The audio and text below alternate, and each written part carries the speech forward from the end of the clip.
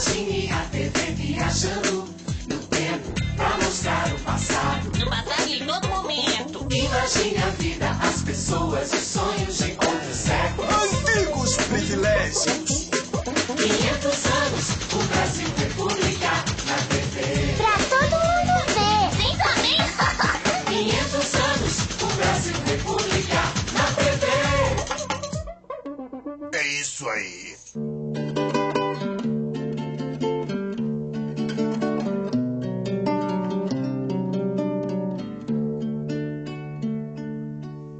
De novembro de 1889 marca o fim do Império e o começo da República. O novo regime resulta da insatisfação com a monarquia. A abolição da escravatura e a Guerra do Paraguai deixam descontentes cafeicultores e militares. E a República é proclamada em nome do povo brasileiro. Do povo brasileiro? Sim, do povo brasileiro. Ou seja, você. Eu? Mas ainda outro dia fui aplaudir o imperador que voltava da Europa. O povo estava com ele. O povo estava com ele, mas agora é a República. Essa república vai mudar o quê pra gente? É só você ler a Constituição deste ano de 1891. A primeira Constituição da República. Imigrantes europeus, principalmente italianos, portugueses, espanhóis e alemães, encontram uma república recém-proclamada, que oferece naturalização em massa a estrangeiros. A elite brasileira mostra-se interessada na mão de obra e no branqueamento da população. Teóricos raciais em moda nesse período culpam o mestiço pelo atraso do país e acham natural uma superioridade do branco e uma inferioridade do negro. O índio, por sua vez, vale só pelas terras que o branco invade e toma à mão armada. A perda da terra indígena é agravada pelo avanço da cafeicultura no Centro-Sul e a expansão extrativista na Amazônia. É branco de todo jeito, chegando de todo lado. Eles pensam que a gente não vai nunca reagir. Não perdem por esperar. Se mexerem com a gente mexe com eles. Imigrantes e colonos justificam suas invasões dizendo que índio atrapalha o avanço e o progresso. Vamos saber o que pensa Hermann Hering, diretor do Museu Paulista. O que o senhor tem a dizer sobre isso? O índio é um obstáculo para a colonização. Então, vamos tirá-lo do caminho. Caingangues em São Paulo, Xoclengues em Santa Catarina e outros grupos indígenas estão sob fogo de invasor branco. A situação é grave. Tem morrido muita gente. Espere aí. Morreu algum branco? Não se sabe, mas índio com certeza morreu. Mas é para ser assim mesmo. O progresso justifica a violência e a tomada da terra deles. Os povos indígenas do Brasil sempre tiveram sua cultura desrespeitada, mesmo por pessoas bem-intencionadas como o Marechal Cândido Mariano da Silva Rondon. O seu lema era: morrer se preciso for, matar nunca. Mesmo feridos, Rondon e seu tenente, Nicolau Horta Barbosa, não revidam em 1910 ataques da tribo Nhambiquara. O que admira é como Rondon conseguiu conter a tropa. Na força moral e no idealismo do seu comandante. Mas dizem que os Nhambiquaras são umas feras. Pois Rondon pacificou os Nhambiquaras, os Bororos e muitas outras nações indígenas. O que o branco chama pacificar é, na verdade, amansar o índio, que foge ou guerreia para não ser escravizado e nem morto pelas armas e doenças espalhadas pelo branco. Em consequência das teorias raciais da época, assim como os índios, os negros também enfrentam perseguições. Suas práticas culturais são consideradas supersticiosas e violentas. Orixalare, santure, bambularide, orixalare, santure, bambularide,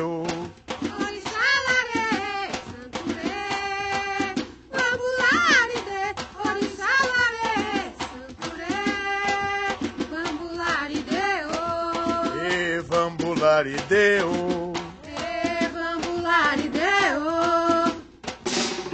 Baixei com 2 quentes e 3 fervendo. Acabei de prender um bando de capoeiras, agora prendo vocês!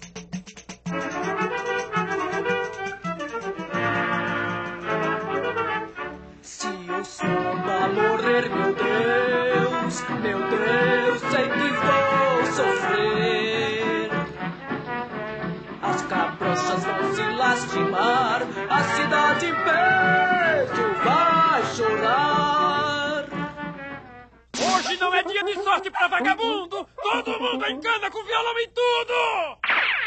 Mesmo assim, é forte a imagem do Brasil como democracia racial. Não faltam elogios a uma suposta tolerância lusitana de escravidão branda. Nos anos 30, a mestiçagem é valorizada. A obra de Gilberto Freire, Casa Grande e Senzala, é um exemplo disso.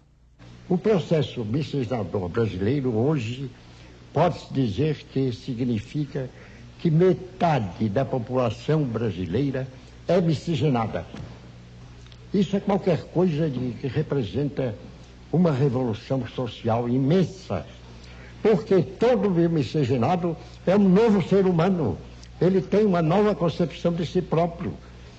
É de um brasileiro que está vencendo esse preconceito através da sua condição de miscigenado. No mesmo ano de Casa Grande e Senzala, 1933, Caio Prado Júnior lança a Evolução Política do Brasil. E em 1936 é a vez de Sérgio Buarque de Holanda, com Raízes do Brasil. Esses 3 livros mostram uma nação litorânea, multicultural e mestiça, dividida entre a inclusão e a exclusão. Inclusão e exclusão, porque nem todos os brasileiros participam da vida do país. Sua inclusão não é real. Fica só na aparente aceitação de gostos e expressões culturais populares. Como, por exemplo, a feijoada, que ganha lugar na mesa do branco, e os sambistas, que podem se reunir livremente. Mas as mulheres, os analfabetos, os soldados, os religiosos e os índios ainda não podem votar. E para os negros, resta o subemprego. Que diabo quer de mim, negro? Trabalho. Quero trabalhar de novo na fazenda de Vosmecê. Tenho branco de sobra trabalhando pra mim. Não quero saber de negro mais, não. O Brasil é a terceira nação que mais recebe imigrantes no século XX. Do Porto de Santos, eles vão para São Paulo, capital. E de lá, para fazendas, onde vivem e trabalham. Muito bem, todos já foram para suas fazendas. Hoje mesmo já podem começar seu cafezal. Que diabo você está tentando dizer, seu italiano? Se a terra é boa, plantou tudo o que ela dá. Não é somente o café. Você só vai plantar café nas minhas terras. Quando tiver as suas, plante nelas o que quiser, ora essa. A decepção é imediata. Os imigrantes sonham com a compra da terra própria. Difícil de conseguir, porque ganham pouco e pagam caro pelos mantimentos na venda do patrão. As coisas aqui não são como pensei na Itália. Muito diferentes também do Japão, né? Só penso na minha terra. Eu também. Na Europa também tem rico explorador. Fico no Brasil para lutar contra os daqui. Achava melhor não brincares. Existe uma lei que deporta estrangeiro perigoso para a ordem pública. Mas como eu posso ser perigoso? Liderando trabalhador contra fazendeiro. Por isso é melhor fazeres como o alemão ali. Vou para o sul. O governo vai dar terra no sul para imigrantes formar colônias. Aqui tem mais terra que no Japão, né? No Rio Grande, imigrantes alemães constroem São Leopoldo e imigrantes italianos fundam Caxias. Também no Paraná e em Santa Catarina, terras são ocupadas por poloneses, ucranianos, lituanos, russos e outros povos. A presença de tantos imigrantes contribui para o aumento da população brasileira de 14 para 30 milhões de habitantes nos primeiros 30 anos da República. A imigração também influenciou costumes, alimentação, idioma e, principalmente, a ideia dos próprios brasileiros sobre si mesmos.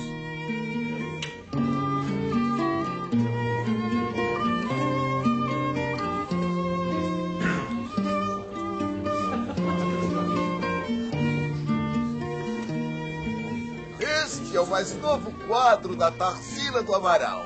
Operários brasileiros. Caras de gente de tudo quanto é país. É bem o retrato atual do Brasil.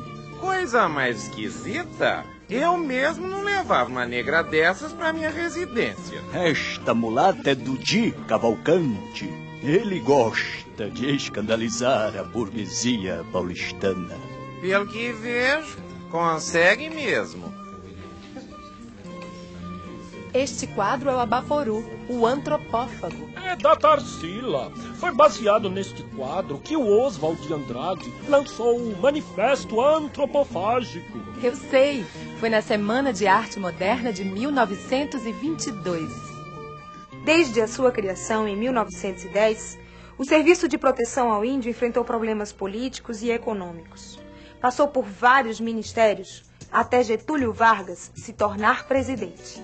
Viu a última do Getúlio? Só fala nas terras desocupadas do interior do Brasil. Muitos também falaram do Barão de Rio Branco ao Marechal Rondon. Mas parece que desta vez a coisa vai. É a marcha para o oeste, de integração total do Brasil.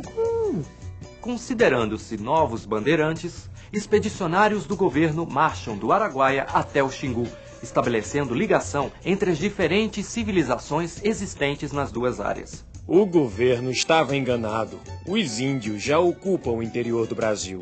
Isso muda o projeto de Getúlio? Muda mesmo. Em vez de povoamento, demarcação de terras indígenas. Pois é, o índio agora vai ter parques nacionais, terras garantidas pelo governo. Mas a ideia dos parques nacionais cai no esquecimento. O governo Vargas termina e os povos indígenas continuam excluídos. Os negros também. É verdade que uma virgem negra, Nossa Senhora da Conceição, de Aparecida do Norte, torna-se padroeira do Brasil. Mas isso não significa que haja realmente democracia racial no país. A aprovação da Lei Afonso Arinos é uma denúncia contra a persistência do racismo. Ora. Racismo no Brasil? Isso é invenção. Mas não fizeram a lei. Fizeram porque não tinham mais o que fazer. Ora, já se viu perder tempo se preocupando com esses negros. Daqui a pouco a negra aí manda você pro fogão fazer comida pra ela. Ah, não. Ela é tão boazinha. Boazinha, hein? Oficialmente não existe preconceito no Brasil. Mas segundo o estudioso Florestan Fernandes, o Brasil é um país de muita miscigenação e nenhuma igualdade social. Dessa discussão surgem movimentos sociais contra a discriminação racial. Queremos a valorização da cultura negra. A capoeira, por exemplo. A capoeira é importante no folclore do povo brasileiro. Alto lá. Cultura negra não pode ser vista apenas como folclore. Calma! Não vamos quebrar a cordialidade que sempre existiu no Brasil entre suas diferentes raças. Cordialidade. Você acha que as relações raciais no Brasil são cordiais? A sociedade branca sempre quer colocar o negro na condição de subcidadão. Bem, não me considero racista. Para mim, negro pode ser até doutor. E tem muito negro competente. Não estou entendendo vocês. Para mim, todo mundo é igual. Voltando à situação do índio, só no governo do presidente Jânio Quadros surge o Parque Nacional do Xingu. Muita gente acredita na criação de outras grandes reservas, mas isso não acontece por causa dos invasores de terras indígenas, cada vez mais ambiciosos e violentos. Serviço de proteção não protege. Índio perdeu a paciência. E decidiu matar invasor da terra dele. Voltem para as suas aldeias. O governo vai resolver esta situação. O Serviço de Proteção ao Índio é extinto em 1967. No mesmo ano, cria-se a Fundação Nacional do Índio, FUNAI, já no governo militar. Essa FUNAI muda muito de presidente. Enquanto isso, cada vez mais a terra da gente é invadida. Voltem para as suas aldeias. O governo vai resolver essa situação. A área do Xingu é cortada na faixa norte pela BR-080, que lhe rouba mais de 1/3 do tamanho original. Por essa BR avançam as chamadas Frentes Pioneiras, de uma civilização destruidora do que resta da cultura do índio brasileiro. Tem gente dizendo que essa terra era dos índios. Então, cadê os índios? Na chegada de Pedro Álvares Cabral, havia 6 milhões de índios no Brasil. Hoje só restam 350 mil. Somos uma população de mais de 160 milhões de habitantes, fruto de uma mistura de raças que faz essa gente brasileira. Neste programa, você viu alguns aspectos da formação do povo brasileiro, num ambiente marcado por preconceitos e desigualdades sociais. No próximo episódio, você verá os conflitos criados pela modernização das cidades brasileiras no início do século XX.